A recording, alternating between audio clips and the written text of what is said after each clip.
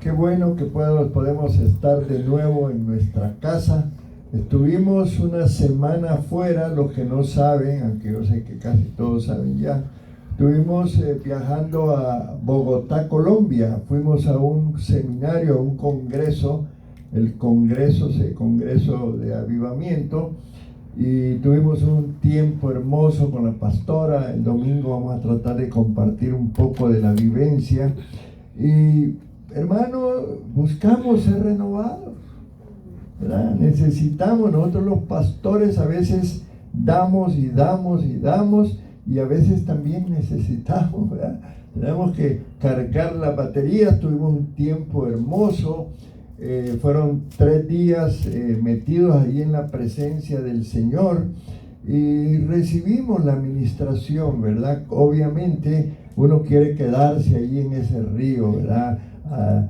Refrescando el alma. Nuestra alma necesita ser refrescada, hermano, ¿verdad? El desierto pone árido todo. A veces estamos con un corazón un poco reseco, árido, y necesitamos meternos en las aguas. Y el tema era un tema bien precioso. Se oye una lluvia, algo así, pero tenía que ver con lluvia. Esa iglesia tiene 36 años de ministerio y ha mantenido el avivamiento por muchos años. Es el único avivamiento reconocido, por lo menos en América, que está activo. Yo pude estar en el avivamiento de Pensacola, que duró como 5 años. Estuve en el avivamiento de Argentina, que hay algunos focos de fuego en Argentina, pero donde se ha quedado es en Colombia. Y ustedes saben que en Colombia ha sido famosa Colombia por la desvirtud a Colombia, porque las drogas, por la violencia. Pero ustedes vieran la cantidad de gente en esa iglesia. El domingo habíamos casi 20,000 personas reunidas en esa iglesia. Acaban de inaugurar su templo, un templo hermoso, y ustedes van a ver gente de todas las edades ahí y de todas las condiciones económicas. Pero ese pueblo se ha parado en fe, y ese mover del Espíritu Santo es algo maravilloso. Así es que traemos algunas impresiones que poco a poco vamos a irles compartiendo. Amén. Y los que fueron a evangelismo el domingo, a ver, ahí después me van a contar cuántas almas se ganaron, aleluya. Que ha de haber sido una experiencia bonita, ¿verdad? Visitaron, me imagino, muchas familias. Gloria al Señor. Bueno, vamos a entrar en la enseñanza de hoy. ¿Se recuerdan lo que aprendieron el miércoles pasado? La hermana Cecilia me hizo el favor de tomar este lugar. No es fácil, hermano. A mí también me tiemblan los pies, las piernas. Y gracias a la hermana Cecilia no vino hoy, pero gloria al Señor por ella, porque es valiente mi hermana Cecilia. Y estuvo enseñándoles, ¿se recuerdan? De Hechos capítulo 4, que tiene que ver cuando Pedro, por andar ahí en el fuego, lo arrestaron y lo metieron a la cárcel. ¿Se recuerdan, verdad? Fueron arrestados, dice la palabra. Hablando ellos al pueblo, vinieron sobre ellos los sacerdotes con el jefe de la guardia del templo y los saduceos, resentidos que enseñasen al pueblo y anunciasen en Jesús la resurrección de entre los muertos. El cristianismo, hermano, va a tener siempre oposición. Y es bíblico esto de la persecución. Pero cada vez que hay persecución, el pueblo como que agarra fuerzas y el evangelio se extiende. Así es el método de Dios. ¿verdad? Y dice que Pedro y Juan, acuérdense del milagro de la curación del cojo, ¿se recuerdan, verdad? Y a través de ese milagro, Pedro pudo dar un mensaje evangelístico. Y entonces ahí andaban los saduceos. Los saduceos no creían en la resurrección. Y ellos se oponían a que hablaran de la resurrección. Y Pedro y Juan hablaban precisamente del mensaje más importante, la resurrección de Jesucristo. Esa es la vida nuestra. Amén. Entonces los arrestaron por los sacerdotes. Ahí estaba el jefe de la guardia del templo y los saduceos, ¿verdad? Ellos estaban molestos porque Pedro y Juan decían que Jesucristo, a ese que ustedes sacrificaron hoy, es un Cristo resucitado. Era el mensaje, ¿verdad? Entonces, acuérdense que dentro de ese grupo estaban los fariseos y estaban los saduceos. Amén. Los saduceos eran un grupo religioso y era un grupo también político, ¿verdad? Compuesto por sacerdotes y personas de la clase alta. Ese era el grupo de los saduceos. Ellos tenían mucho poder y el enfoque principal de ellos eran los rituales del templo, ¿verdad? Y por supuesto ellos eran colaboradores de las autoridades romanas y así de esa manera se mantenían bien políticamente, ¿verdad?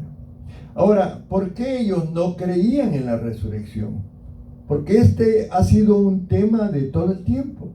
Hay personas que no creen en la resurrección, ¿verdad? Y ellos, por ejemplo, su fuente de información era el Pentateuco. ¿Qué es el Pentateuco? Son los primeros 5 libros del Antiguo Testamento: Génesis, Éxodo, Levítico, Número y Deuteronomio. ¿Se recuerdan, verdad?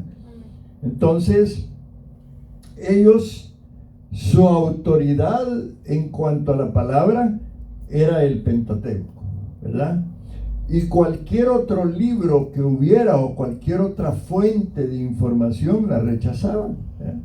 Ellos eran muy tradicionalistas, no sé si esa es la palabra, ¿verdad? Pero mantenían ciertas tradiciones, pero no aceptaban muchas cosas. Y dentro de ese contexto no aceptaban el tema de la resurrección. Y entonces la visión de estos saduceos era una visión más materialista, más racionalista, ¿verdad? Y es que como ellos no creían en la resurrección, cuando se hablaba de la resurrección amenazaba su sistema, ¿eh? Entonces, si ellos,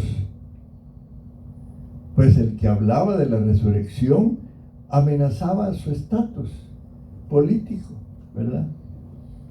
Y entonces ellos ahí en el capítulo 4 de Hechos están precisamente hablando de que se molestaban, ¿verdad? Y por eso arrestaron a Pedro y Juan. Ahora, ¿por qué no creían en la resurrección? Hay factores importantes en la vida nuestra, hermano.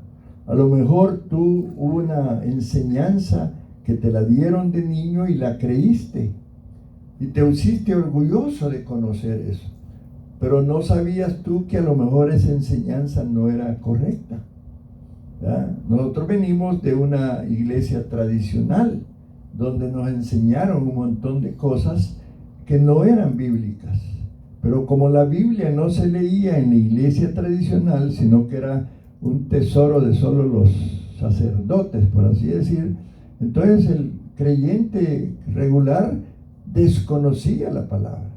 Cuando venimos a Cristo y empezamos a estudiar la palabra, nos damos cuenta de que algunas cuestiones que nos enseñaron, que quedaron ahí muy sólidas en nuestra mente y nuestro corazón, aparentemente no son bíblicas, y ahí es donde viene el conflicto, aceptar algo nuevo.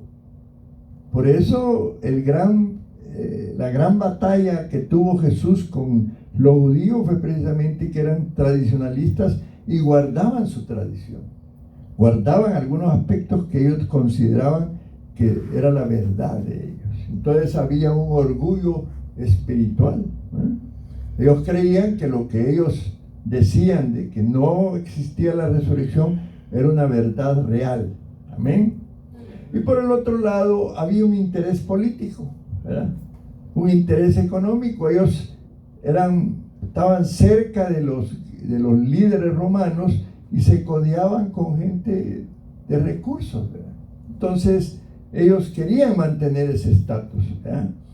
Ahora, si ellos aceptaban que Jesús había resucitado, ¿verdad?, ellos iban a perder influencia, ¿verdad?, y porque tenían que reconocer su error. Y por supuesto, muchas veces cuando hay una verdad a medias, o cuando aparentemente es una verdad, pero delante de Dios y de la palabra no lo es, y la gente no quiere aceptar la verdad del Evangelio, se endurece el corazón. Por eso se rechaza, ¿verdad? Llegamos a las personas y dicen, no, yo soy católico. A mí me enseñaron desde chiquito tal cosa. Y ahí está ese conocimiento, y ese conocimiento bloquea, pero también endurece el corazón. No se acepta la verdad del Evangelio. Y en Mateo 22, 29, lo vamos a leer, ¿verdad? Erráis, dice la palabra.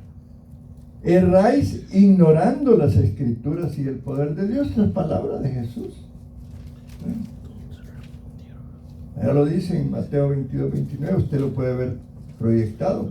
Entonces, respondiendo Jesús les dijo, erráis ignorando las Escrituras y el poder de Dios.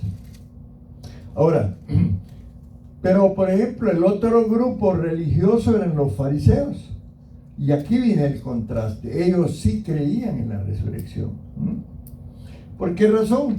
Porque ellos interpretaban mejor las Escrituras. Y es ahí, hermano, donde tú te conviertes en una persona más sabia, cuando puedes estudiar la palabra y la puedes interpretar a la luz de la obra del Espíritu Santo. Por ejemplo, los fariseos, ellos creían en la resurrección de los muertos, creían en los ángeles también, creían en los espíritus, creían incluso en el juicio futuro. Por ejemplo, ahí en Hechos 24, versículo 15, Pablo pudo expresar algo con relación al futuro. Él dijo, teniendo esperanza en Dios, la cual ellos también abrigan de que ha de haber resurrección de los muertos. Esa era una creencia de un grupo. Amén. Ahora, hay textos del Pentateuco, ¿verdad?, que apoyan algunos aspectos de la resurrección. Pero si yo no estudio la palabra como debe de ser, algunos principios espirituales puede ser que yo no los conozca. O tal vez alguna enseñanza donde no he profundizado o no he estudiado este tema del Espíritu Santo, hermano. Hoy que yo fui a Colombia pude aprender algunas cosas sobre el mover del Espíritu Santo, que yo no había tenido una experiencia en eso. Pero si yo llego a ese lugar con mi formación y digo, no, eso está raro, yo no voy a meterme en ese fluir del Espíritu, entonces no voy a aceptar, voy a estar orgulloso. Yo lo que hice fue dejarme llevar por el Espíritu Santo y aprender esa experiencia de ser portador del Espíritu. Y ustedes vieran muchachitos, jovencitos, ministrando en la iglesia, porque ellos desde pequeñitos llegaron a la iglesia y han crecido, y allí el mover del Espíritu Santo es real. Pero los que no conocen de eso se sorprenden. ¿Me explico? Porque a lo mejor la vivencia en su iglesia muy poco se habla del Espíritu Santo. Y yo quedé impresionado ver cómo ese grupo de servidores ministrados por el Espíritu Santo tenía una actitud en el servicio totalmente diferente, porque habían entendido que el siervo se convierte en un servidor sin buscar ningún beneficio o reconocimiento. ¿No es cierto que a veces nosotros queremos que nos reconozcan lo que hacemos? No, yo estuve ahí, yo llegué temprano, gloria a Dios. Es tu servicio, hermano. Sírvele al Señor, entrégale ese tiempo. Sí, pero es que no me lo reconoce, es que Dios te lo va a reconocer. Entonces, cuando llegas a entender lo del Espíritu, dices, qué privilegio que yo pueda servir a mis hermanos. Lo vemos desde otra óptica. Y yo no quiero que me reconozcan, Dios me va a reconocer. Amén. Es importante esto. Ahora, en un resumen de entre fariseos y saduceos. Los saduceos no creían en la resurrección, los fariseos sí. Los saduceos no creían en ángeles ni espíritus, los fariseos sí. Los saduceos se enfocaban en el servicio en el templo y en el poder de todo lo que eso significaba, pero los fariseos esperaban un reino futuro. Y eso es una enseñanza importante, hermano.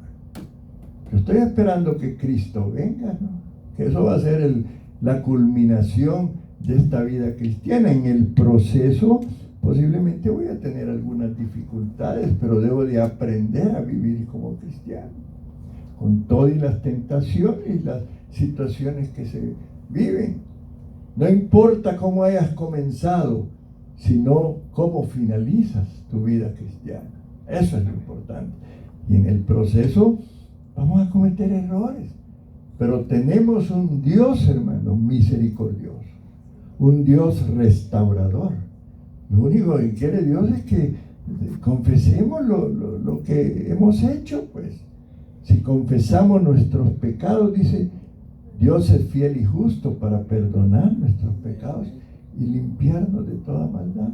¿Quién soy yo para señalar a otro? ¿Ven, hermanos? Pero entre saduceos y fariseos se señalaban ellos sus aspectos religiosos. Ahora, de todo esto busquemos una aplicación espiritual, porque siempre que trato de enseñarles, trato de que apliquemos esta teoría a nuestra vida espiritual. Y entonces, fíjense que los saduceos, su problema no solo era intelectual, había orgullo, había intereses personales y había falta de fe en el poder de Dios. ¿Cómo me vienes hablando tú de que andaba predicando allá? Que lo matamos, yo vi que fue a la cruz, resucitó. Mentira.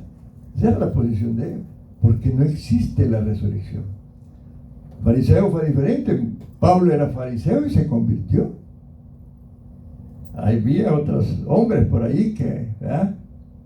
José de Arimatea era un fariseo y él, cuando ayudó a Jesús y uno de otro que prestó su sepulcro, y gente que fue convertida, eran fariseos.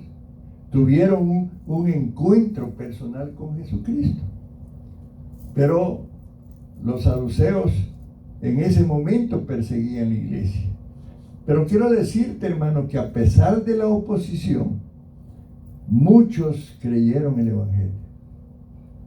No dice pues que el número de creyentes, en esa ocasión que Pedro predicó allí en el capítulo 3 del libro de los Hechos, el discurso de Pedro en el pórtico de Salomón, 5,000 personas, dice la palabra, conocieron de Jesús y lo recibieron como su Señor y Salvador. Ahora, acordémonos, hermanos, de algo importante. Nuestra esperanza no está sola en esta vida, no es ya hoy morimos y ahí terminó todo. Hay una victoria eterna que ya Cristo nos la dio. A través de esa resurrección está la promesa para nosotros de la resurrección. Y entonces, ¿qué sucede cuando los arrestan, verdad? Pedro da testimonio ante el concilio. Son llevados ante el Sanedrín. El Sanedrín estaba compuesto por varios líderes religiosos. Y ellos empezaron a preguntarle con qué poder o en qué nombre habían sanado al cojo. Y dice la palabra que Pedro, lleno del Espíritu Santo, dijo que el milagro había sido realizado en el nombre de Jesucristo de Nazaret, a quienes ellos habían crucificado y a quien Dios había resucitado. Y Pedro proclama una verdad maravillosa que está ahí en Hechos capítulo 4, versículo 12. Podemos leer, si alguien la tiene a la mano, que la lea. En ningún otro hay salvación, porque no hay otro nombre bajo el cielo dado a los hombres en que podamos ser salvos. Esto es una verdad poderosa, hermanos. Amén. Cuando alguien a usted le diga, no, pues es que yo puedo ser salvo por tal cosa, ¿verdad? Usted le puede enseñar, mire, leamos lo que dice la palabra en cuanto a la salvación. En ningún otro hay salvación. Es un versículo poderoso. Amén. Solo a través de Cristo, hermano, la gente puede ser salva. Por eso nuestra responsabilidad de llevar el Evangelio. Ahora, ¿cuál fue la reacción del concilio de fariseos y saduceos? Estos líderes religiosos, dice la palabra, que se maravillaron de la valentía de Pedro y Juan, porque ellos probablemente los conocían, eran pescadores, ¿verdad? No eran gente letrada y preparada como ellos, no tenían esos estudios formales que los que formaban parte del Sanedrín tenían que estudiar. Ellos, lo dice la palabra, reconocieron que habían estado con Jesús. Ahora, allí estaba el que recibió la sanidad, amén. Así que ellos, ¿cómo negaban ese milagro? Pero de todos modos decidieron amenazarlos, y les dijeron, ¿saben qué? Dejen de andar hablando de esas cosas que ustedes andan diciendo, porque esas son mentiras. ¿Acaso alguna vez has tenido una experiencia así tú? Que llegas a evangelizar y le dices, no, lo que está diciendo usted es mentira. Ahora, ¿cuál fue la respuesta de Juan? ¿Cuál sería nuestra respuesta ante alguien que nos dice, no, lo que usted está diciendo, ese libro es mentira? Ahí en la palabra dice, en los versículos 19 y 20, si los podemos proyectar o leer. Mas Pedro y Juan respondieron diciéndoles, juzgad si es justo delante de Dios obedecer a vosotros antes que a Dios, porque no podemos dejar de decir lo que hemos visto y oído. La obediencia, ¿verdad? Obedecieron a la palabra, obedecieron a lo que Jesús les había dicho, ¿verdad? Porque, hermanos, la obediencia está por encima de cualquier presión humana. Y eso es algo importante que nosotros los creyentes creo que hemos entendido. Y entonces, ¿qué sucede en el versículo 21 y 23? ¿Qué es lo que pasa? Dice que los amenazaron y les soltaron, no hallando ningún modo de castigarles por causa del pueblo, porque todos, dice, glorificaban a Dios por lo que había hecho. Hermoso, ¿verdad? Entonces, esto lo que estoy hablando ahorita es un resumen de la enseñanza del miércoles, para reforzar lo que la hermana Cecilia les enseñó. Entonces, recordemos, hermanos, la predicación del evangelio trae persecución, porque hay oposición. Ahora, algo maravilloso es que tenemos al Espíritu Santo y Él nos ayuda para testificar de Cristo. ¿Quiere usted conocer más de Cristo? Pídale al Espíritu Santo que le enseñe sobre Cristo. Otro aspecto es, estamos claros, de acuerdo a lo que leímos en Hechos 4:12, que Jesucristo es el único Salvador. Amén. No hay otro nombre bajo el cielo, dice, en el que podamos ser salvos. Un punto adicional: ninguna amenaza debe impedir que la iglesia predique el evangelio. Amén. Hay lugares en el mundo donde hay persecución severa, pastores en las cárceles. Aquí todavía no tenemos ese problema, gloria a Dios. Tenemos libertad, podemos andar con la Biblia, tocando puertas, no hay mayor problema. Pero hay lugares donde hay persecución. Otro aspecto es lo que dice Pedro: debemos obedecer a Dios antes que a los hombres. ¿Amén? Y un verdadero discípulo no debe de callar lo que ha visto o lo que ha experimentado en Cristo. Por eso el testimonio, hermano. Cristo trabaja en nuestra vida, Él nos perdona, Él nos restaura, Él nos ayuda. Si con la ley cometimos, va usted mal manejando y un policía lo ve, le mete un ticket, la ley es así, ¿verdad? Pero Cristo tiene otra manera de trabajar, y allí es donde debemos de ser misericordiosos, hermano. No señalemos, porque no es bueno señalar. Oremos por aquellos que necesitan ser restaurados. Amén. Gloria al Señor. Entonces, concluyendo de lo del miércoles, una iglesia llena del Espíritu Santo va a predicar a Cristo con valentía, aún en medio de la oposición y de la persecución. Gloria al Señor. Amén. Vamos a leer los versículos 23 y 24 de Hechos 4. Gloria al Señor. ¿Alguien lo lee o lo...? Puestos en libertad, vinieron a los suyos y contaron todo lo que los principales sacerdotes y los ancianos les habían dicho. Y ellos, habiéndolo oído, alzaron unánimes la voz a Dios y dijeron: Soberano Señor, tú eres el Dios que hiciste el cielo y la tierra, el mar y todo lo que en ella hay. Amén. Amén.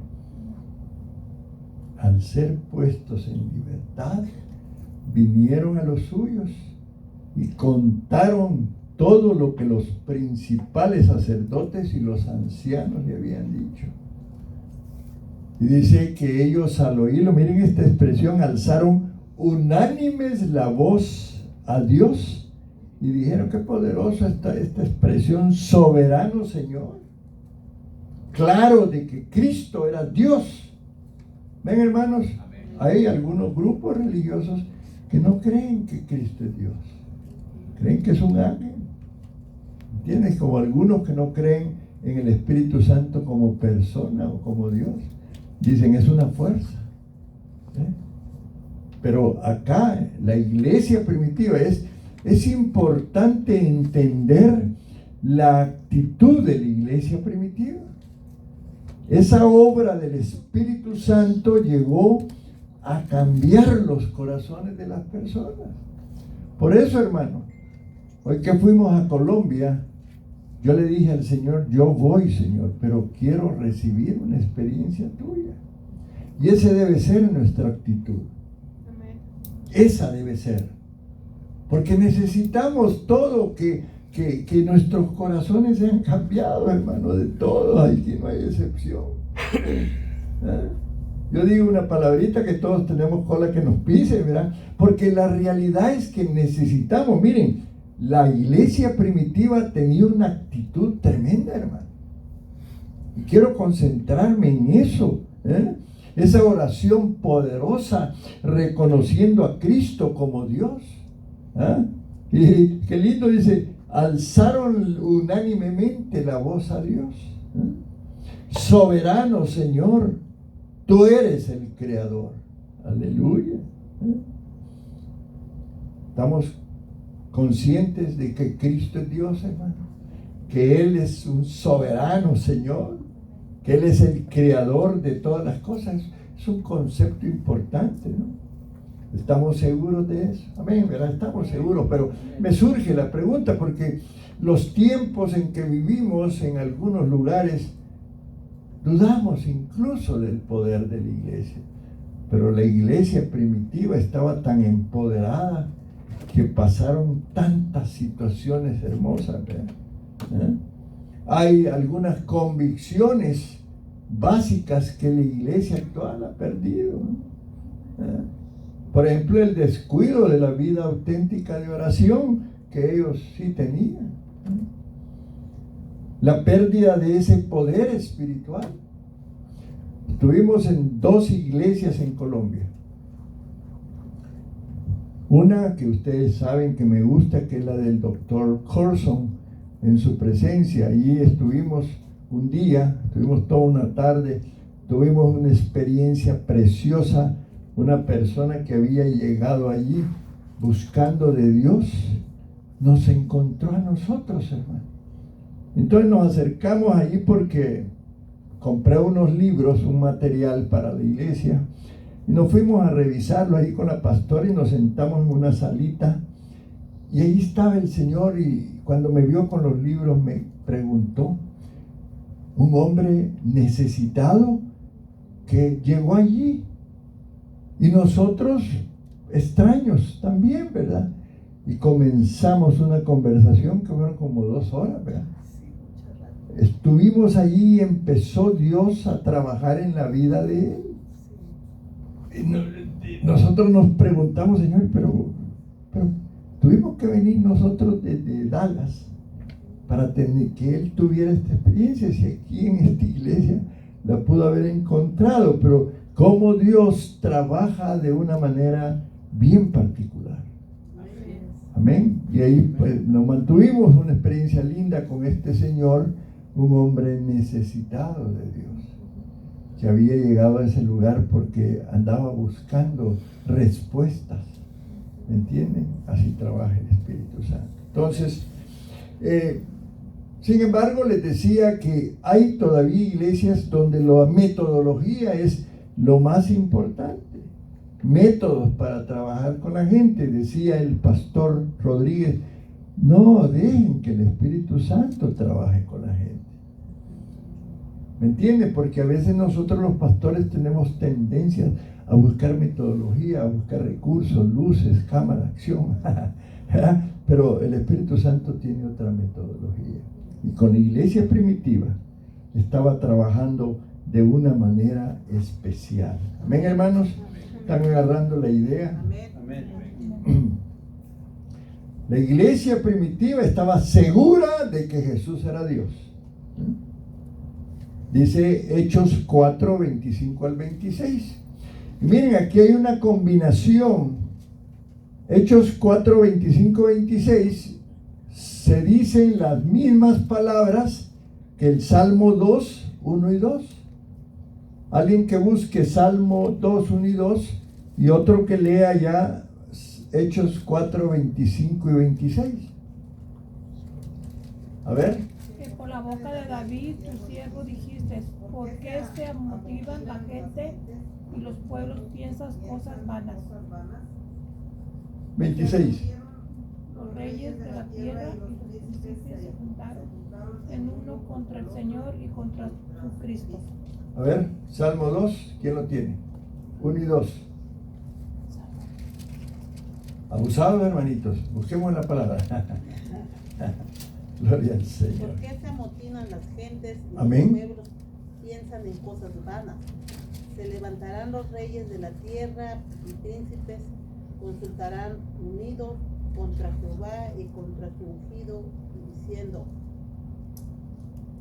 rompamos sus ligaduras y echemos de nosotros sus cuerdas. Amén. No es lo mismo, ¿verdad que sí? ¿Qué relación tiene estos versículos de Hechos 4, 25, 26 con el Salmo 2, 1 y 2? ¿Cómo se cumple el Salmo 2 en Hechos, si lo queremos preguntar de esa manera? Los creyentes en Hechos 4:27, leamos Hechos 4:27, identifican quiénes fueron esos gobernantes que se levantaron contra el Mesías. ¿Se recuerdan de Herodes, verdad? De Poncio Pilato, de los romanos que fueron los que lo castigaron y lo crucificaron? el mismo pueblo de Israel. A ver, mire, dice, porque verdaderamente se unieron en esta ciudad contra tu santo Hijo Jesús, a quienes ungiste Herodes y Poncio Pilato con los gentiles y el pueblo de Israel. Ahora, todos ellos, hermanos, nosotros sabemos, se unieron, amén, para rechazar primero, para condenar y para crucificar a Jesús. Ahora, la iglesia del tiempo pues la iglesia primitiva cita este salmo allí. Ellos están citando este salmo porque ellos sabían que iban a vivir una oposición, ¿no? Entendieron que había una oposición y no los tomó por sorpresa la oposición. La persecución había sido profetizada en el Antiguo Testamento. El Salmo 2 se refiere a eso. Si tú estudias el Salmo 2, ahí está refiriéndose al sufrimiento y a la persecución, ¿no? Y vendría primero ese ataque al ungido de Jehová, al Mesías, ¿eh? Por eso este Salmo 2 se le conoce como Salmo mesiánico, ¿eh? Que anuncia que las naciones se iban a rebelar contra Jesucristo, pero que nunca podrían frustrar su plan. Y comienza la iglesia allá en Jerusalén. Y ahora díganme ustedes dónde no hay cristianos, dónde no se conoce del Evangelio por todas partes. Hasta un día en que toda alma será convertida, ¿verdad? Que es el plan y el propósito de Dios. Amén. Ahora, había en ese momento oposición contra los discípulos, ¿eh? Dice Juan 15:20, hablando de esto mismo: si a mí me han perseguido, le dijo Jesús, también a vosotros os perseguirán. Ahora, fíjense la respuesta de la iglesia primitiva. No respondieron ellos con temor, sino respondieron con oración y confianza en la soberanía de Dios. Entendieron que las naciones pueden resistir a Dios, pero nunca lo van a derrotar. O sea, en el Salmo 2 se profetiza la persecución y por eso la iglesia lo declara allí en el Salmo, en Hechos 4, 25 y 26. Ahora, ¿qué nos enseña esto? Porque siempre debe haber un resultado de enseñanza. Esto nos enseña que cualquier persecución que vivamos debe llevar a la iglesia a orar con más valentía y con más dependencia del Espíritu Santo. Hubo conspiración contra Jesús y la persecución que Pedro y Juan estaban sufriendo era el cumplimiento de una profecía, ¿no? Dice Hechos 4, 27 al 30, si lo pueden leer. Porque verdaderamente se unieron en esta ciudad contra tu santo Hijo Jesús, a quien ungiste Herodes y Poncio Pilato con los gentiles y el pueblo de Israel, para hacer cuanto tu mano y tu consejo habían antes determinado que sucediera. Y ahora, Señor, mira sus amenazas y concede a tus siervos que con todo denuedo hablen tu palabra, mientras extiendes tu mano para que se hagan sanidades y señales y prodigios mediante el nombre de tu santo Hijo Jesús. Amén. Amén. Haber sido un momento conmovedor esto que pasó. Llegan los discípulos, los soldaron, y el pueblo había estado orando. Amén. un encuentro entre la iglesia, los que se habían quedado orando y ellos. Una reunión poderosa de oración y alabanza, ¿no? Y como dije, no oraron para que se parara la persecución, sino oraron para soportar la persecución. Oraron para que el Señor les diera poder para hablar la palabra de Dios. Hermanos, la iglesia primitiva tuvo una experiencia maravillosa. Y eso es lo que debe de impulsarnos a nosotros en estos tiempos. Las peticiones que hacían. Hoy le pedimos al Señor cosas personales, ¿verdad? Le pedimos para nosotros, pero ellos pedían fortaleza para resistir la persecución. Oraban para que Dios les diera denuedo en predicar la palabra. Qué maravilloso. Amén. Dice Hechos 4:31. Miren el resultado de la oración. Cuando hubieron orado, el lugar en que estaban congregados tembló y todos fueron llenos del Espíritu Santo y hablaban con denuedo la palabra de Dios. amén. Una condición espiritual de esa iglesia maravillosa. Esa condición espiritual hizo posible que Dios actuara con poder. Tuvimos el último día en la iglesia esta que visitamos un culto de sanidad. Eran qué impresionante, hermano. Qué impresionante cantidad de gente sana. Pero, ¿por qué? Porque nos prepararon durante el viernes y el sábado y el domingo, como un cierre del evento, una administración de sanidad. La iglesia estaba expectante. Dios quiere que estemos expectantes de lo que el Espíritu Santo quiere hacer. Cuando vengamos el domingo, estemos expectantes de que algo maravilloso va a ocurrir. Porque es importante. Ahora, ¿qué dice el 32? Y la multitud de los que habían creído era de un corazón y un alma, y ninguno decía ser suyo propio, nada de lo que poseía, sino que tenían todas las cosas en común. Esa situación, hermanos, esa situación poderosa del Espíritu, para usted no poner su corazón en lo material, no duró mucho tiempo. Ay, ahora nosotros batallamos con esa área de las finanzas, ¿verdad? Hay pasiones humanas. Miren, Estados Unidos tiene una característica, hermano. Te vuelves materialista en esta nación. Entre más horas trabajas, mejor te sientes.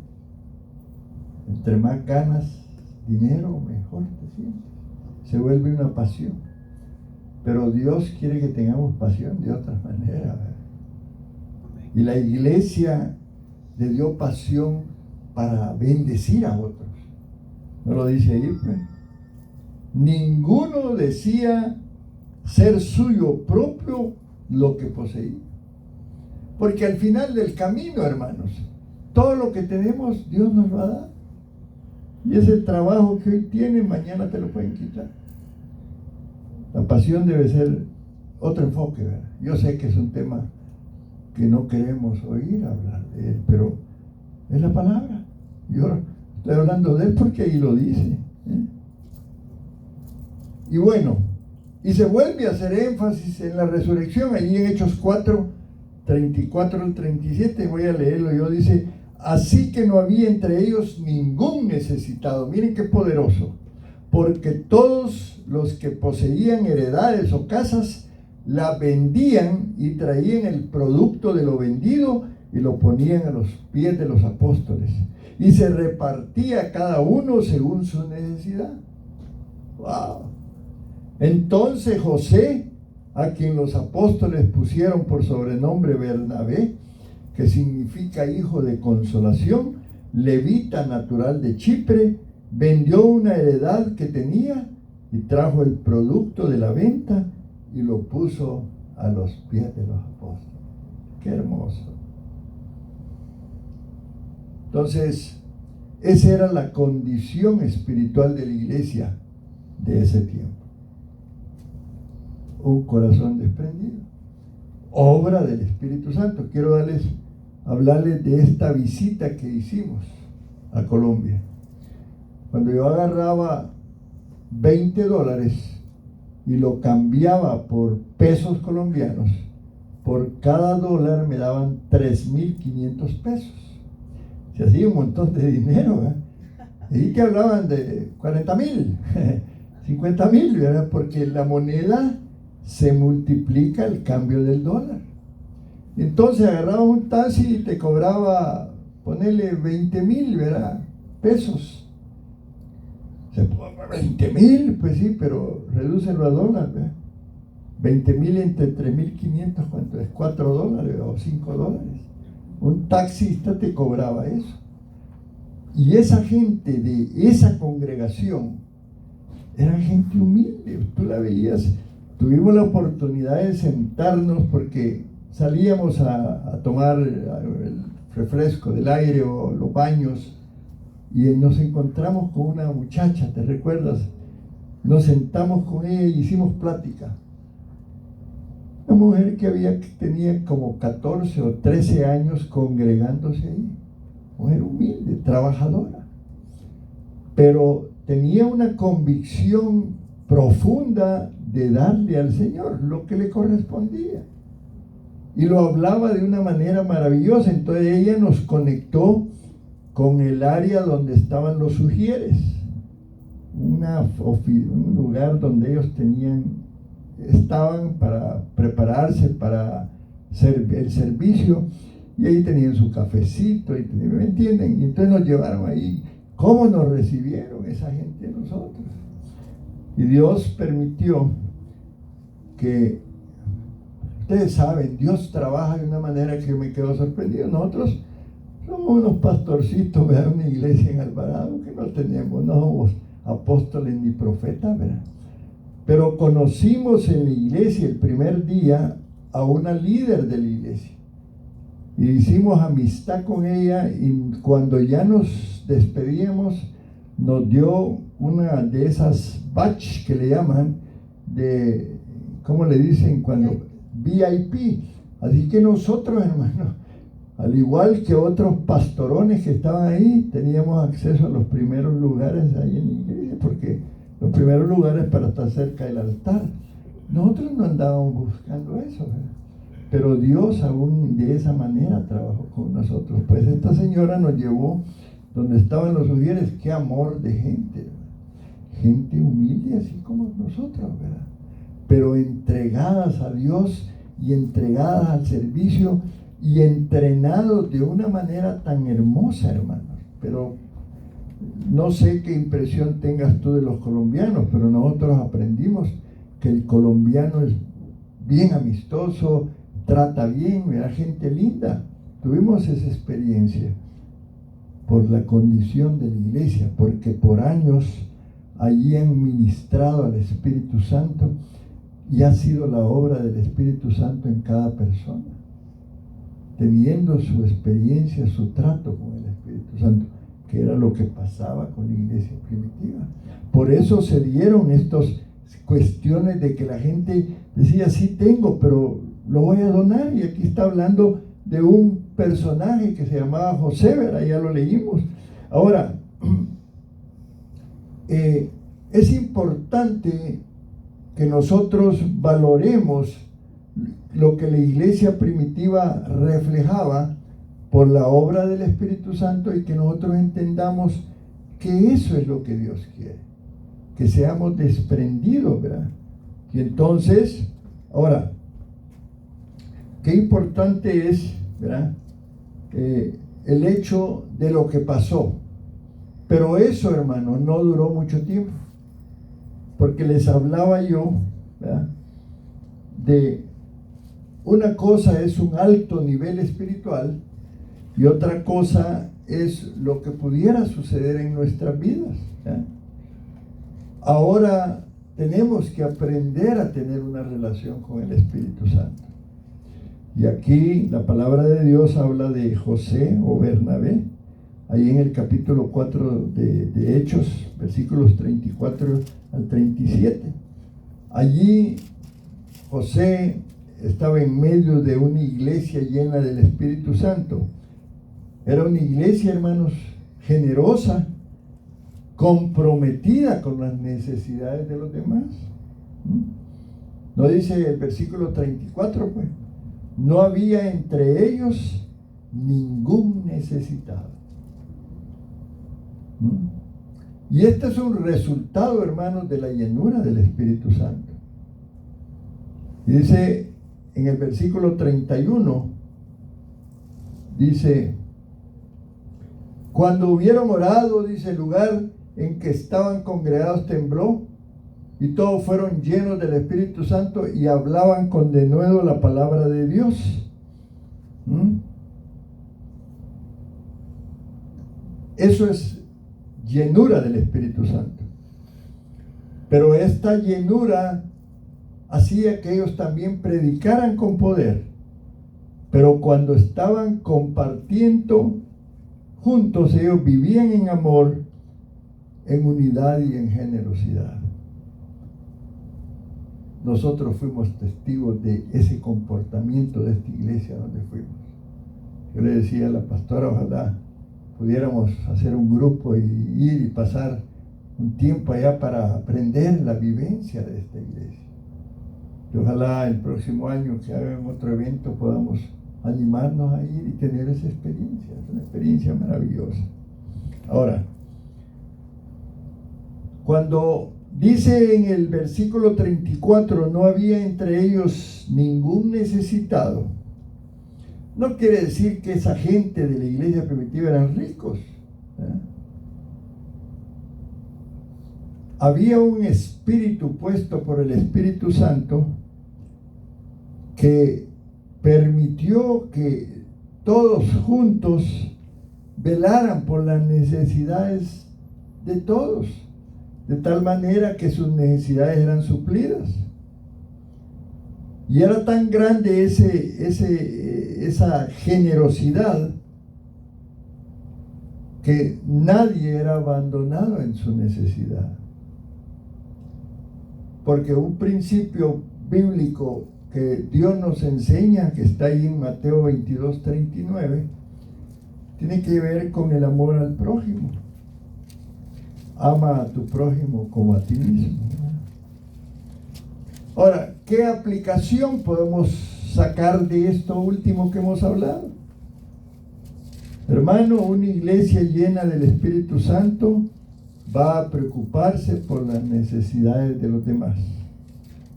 Va a practicar ese amor que nos habla la palabra. No va a ser indiferente al sufrimiento de otros y va a compartir sus recursos con alegría. Y dice el versículo 34, todo lo que poseían, heredades o casas, las vendían. Increíble esto, ¿no? Era un acto voluntario, no dice ahí que fueron obligados. No era un sistema de comunismo, ¿verdad? El comunismo te quita las cosas para dárselas a otros.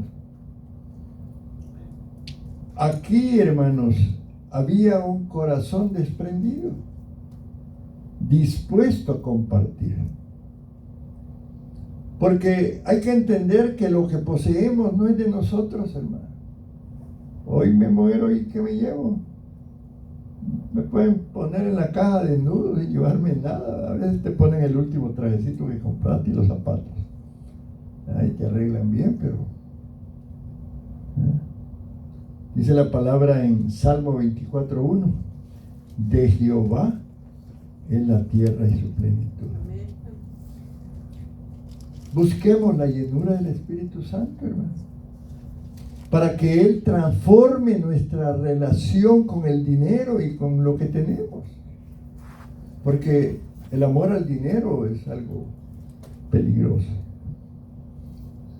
Y dice después, traían el precio de lo vendido, dice. No daban las obras, sino llevaban sus ofrendas con un espíritu de adoración y amor. Porque la generosidad, hermano, es una expresión de fe y de unidad. Y dice que lo ponían a los pies de los discípulos, ahí en el versículo 35. Si alguien lo lee, por favor. Y A lo ver. ponían a los pies de los apóstoles y se repartían a cada uno según su necesidad. Amén. Ahora, el escritor del libro de los Hechos, Lucas, presenta a este Bernabé, a José, llamado Bernabé. Dijimos que su nombre significa hijo de consolación o hijo de exhortación. Él era un levita, dice la palabra, natural de la isla de Chipre.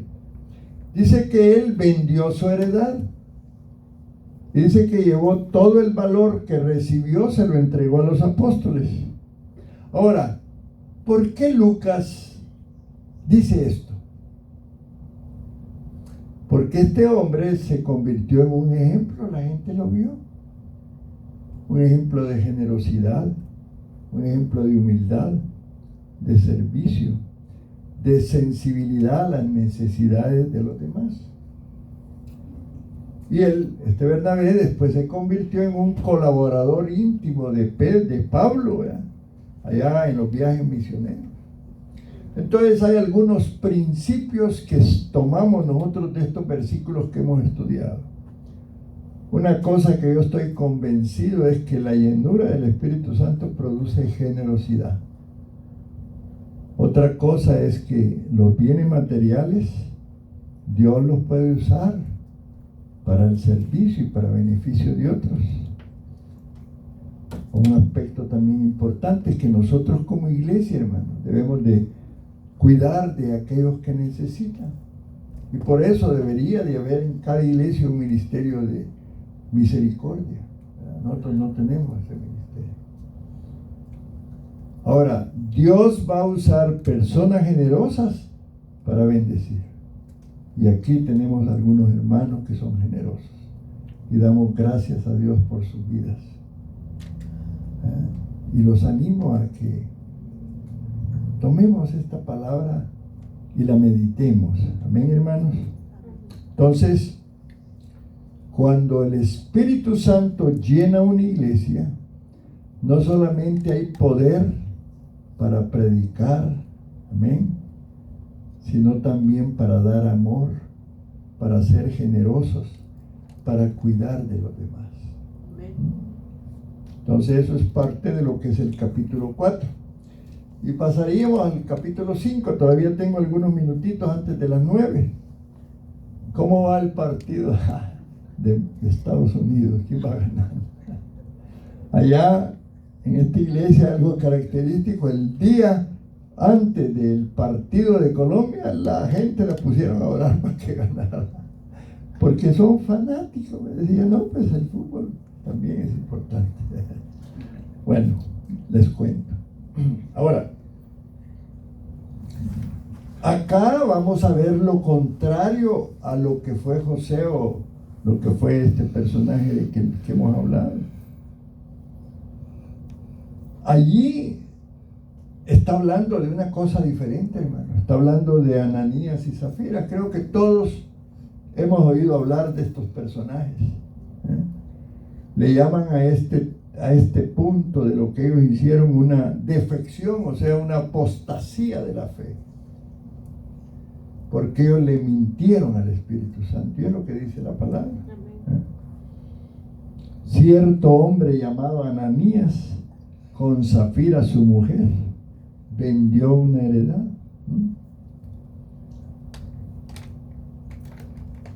Ahora, me imagino que estos dos, Ananías y Zafira, vieron, les dio como una envidia santa que Bernabé hubiera sido reconocido por la iglesia por la donación que dio. A lo mejor era un poquito regular el dinero que dio. Y ellos quisieron hacer lo mismo, pero bajo un enfoque diferente. Por eso se le llama una apostasía. Claro, Bernabé, lo que hicieron, la gente lo apreció porque probablemente en el momento que lo hice había esa necesidad. Fue generoso y ellos quisieron imitarlo, ¿no? Ellos querían también publicidad, ¿no? Ellos pensaron que ellos podían hacer algo y lo hicieron, ¿no? Entonces, no sé, yo conocí ahí en mi pueblo a un señor que en la Semana Santa él era el que mandaba arreglar el altar que usaban para el tiempo cuando llevaban a Jesús después de muerto, ¿verdad? Y lo arreglaban con luces. Y ese hombre decían que cada año lo hacía y él se sentía que hacía algo importante y que por eso Dios lo perdonaría. Esa era una actitud de él. Probablemente Ananías y Zafira, como humanos que eran, dijeron: a lo mejor también nos reconocen a nosotros lo que vamos a hacer. Y dice la palabra en el versículo Hechos 5:2: Ananías sustrajo parte del precio, sabiéndolo también su mujer, luego llevó solo el resto y lo puso a los pies de los apóstoles. Ahora, hermanos, si tú tienes un bien y tú dices: lo voy a vender y voy a quedarme con una parte y otra la voy a entregar, correcto, ¿verdad? ¿O no? Yo creo que sí. Ellos tenían derecho con ese bien que tenían a disponer de él y dar de ahí lo que ellos consideraran. Cierta cantidad, voy a dar el 30, el 10, el 15, qué sé yo. O el diezmo, ¿verdad? Ahora, lo que pasó es que ellos dijeron que era ese el valor de la propiedad y no dieron realmente todo. Y ahí es donde viene esta situación, porque esas dos personas terminaron muertas. Y nos hace reflexionar: wow, ¿cuál era la intención de Dios para que pasara eso que sucedió? Ellos le mintieron, dice al Espíritu Santo. Pedro le dijo a Ananías: ¿por qué llenó Satanás tu corazón para que mintieras al Espíritu Santo y sustrajeras del producto de la venta de la heredad? ¡Wow! ¿Cómo se dio cuenta Pedro? El Espíritu Santo se lo reveló. Nadie más. Mintieron, dice la palabra, al Espíritu Santo. Reteniéndole, le dijo Pedro, ahí en el versículo 4, ¿no te quedaba a ti? Y vendida no estaba en tu poder. ¿Por qué pusiste esto en tu corazón? No has mentido a los hombres, sino a Dios. ¿Y qué pasó? En el versículo 5, que alguien lo lea. Y al oír Ananías estas palabras, cayó y expiró, y vino un gran temor sobre todos los que lo oyeron. ¿Quién causó la muerte de Ananías? ¿Quién fue? ¿Pedro? Dios, ¿verdad? Quería dar una lección, Dios. Algo importante, hermano, el mover del Espíritu Santo, la condición de esa iglesia primitiva era una iglesia en fuego, llena del Espíritu Santo y en santidad. Wow, y ahorita va a empezar el Señor a hacer algo parecido, imagínate tú. Ahora, Dios da la vida y Dios la puede quitar, amén, hermanos. Es el universo de Dios. Somos criaturas de Dios. Respiramos su aire. Usamos ese cuerpo que Él nos ha dado. Él puede reclamarnos en cualquier momento. Dios, hermanos, ejerció una estricta disciplina allí en la iglesia primitiva. Entonces dice, se levantaron los jóvenes, allí en los versículos 6 al 9, Lo envolvieron, lo sacaron y lo sepultaron. Pasado un lapso de 3 horas, sucedió que entró su mujer sin saber lo que había acontecido. Entonces Pedro le dijo: dime, ¿vendiste en tanto la heredad? Y ella dijo: sí, en tanto. Y Pedro le dijo: ¿por qué conviniste en tentar al Espíritu del Señor? He aquí a la puerta los pies de los que han sepultado a tu marido, y te sacarán a ti. Qué fuerte, ¿verdad? Al instante ella cayó a los pies de él y expiró. Y cuando entraron los jóvenes la hallaron muerta, y la sacaron y la sepultaron junto a su marido. ¿Y qué dice después? Y sobrevino un gran temor sobre toda la iglesia y sobre todos los que oyeron estas cosas. Una mentira de esta naturaleza en el tiempo de la iglesia primitiva no podía existir, hermano. Había santidad en la iglesia.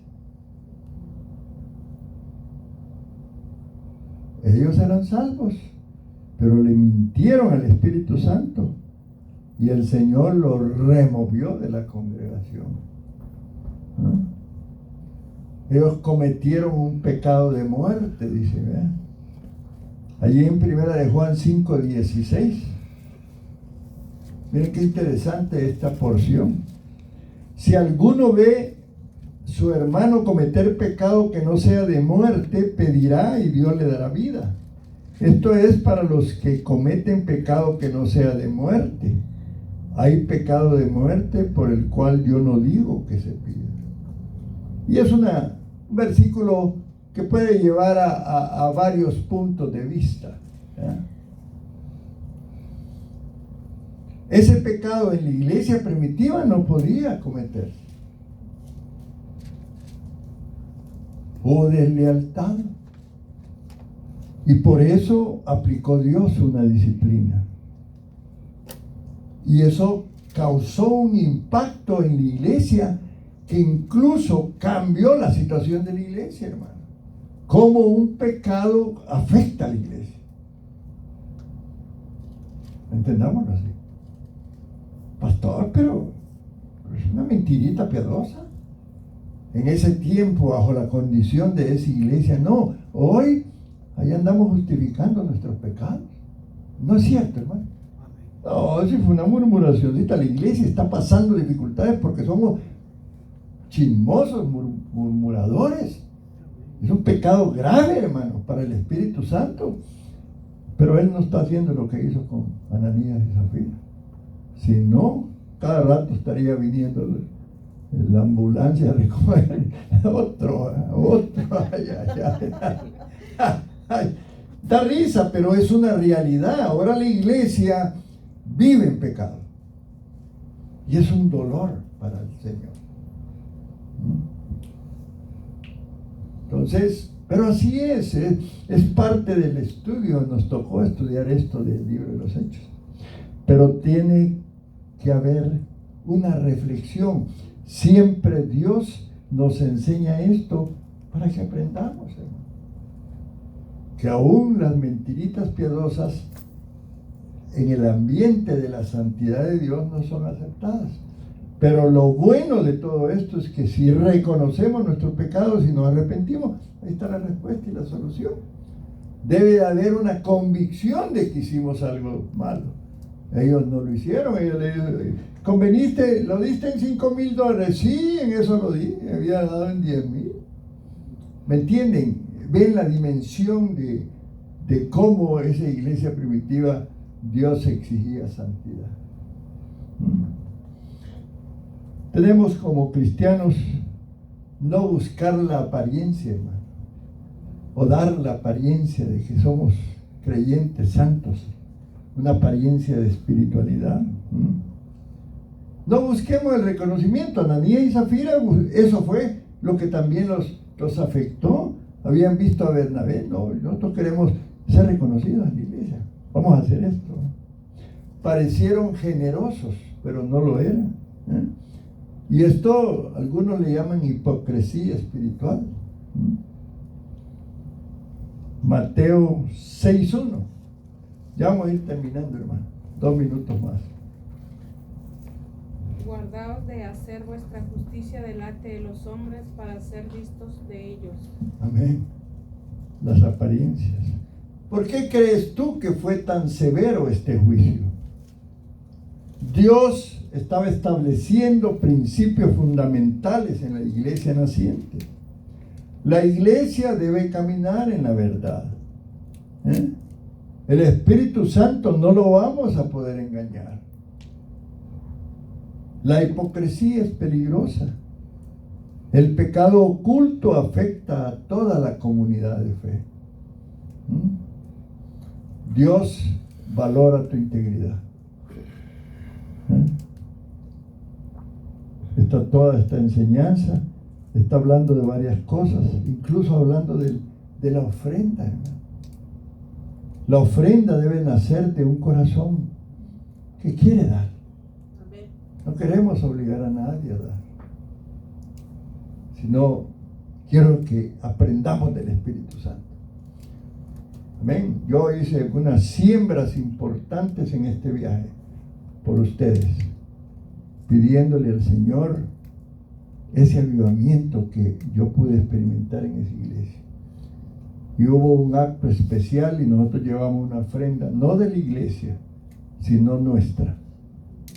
Y la depositamos, pidieron esa ofrenda, se oró por esa ofrenda y mi oración allí fue por ese avivamiento en Semilla de Vida. Señor, es lo que te pido.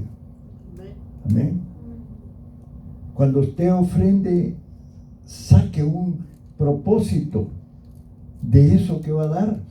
Y hubo tantos testimonios de gente que, porque construyeron la iglesia, hermano, y la construyeron con los pesos y centavos de toda la congregación. Uno llegaba y decía, yo voy a dar, póngale un ejemplo, pues, 100,000 pesos de ellos, ¿verdad? Para que construyan esa columna, y sembraba. Y cuando ya la columna estaba terminada, ¿verdad? Qué felicidad el que había dado para que esa columna fuera construida. Pero con gozo, pues.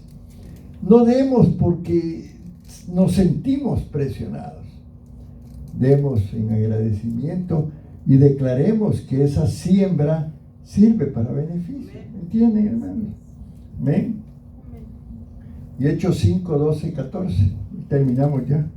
Y por la mano de los apóstoles se hacían muchas señales y prodigios en el pueblo. Y estaban todos unánimes en el pórtico de Salomón. De los demás, ninguno se atrevía a juntarse con ellos. Sin embargo, el pueblo los alababa grandemente. Los que creían en el Señor aumentaban más, gran número de hombres y mujeres. Pongámonos de pie, hermano.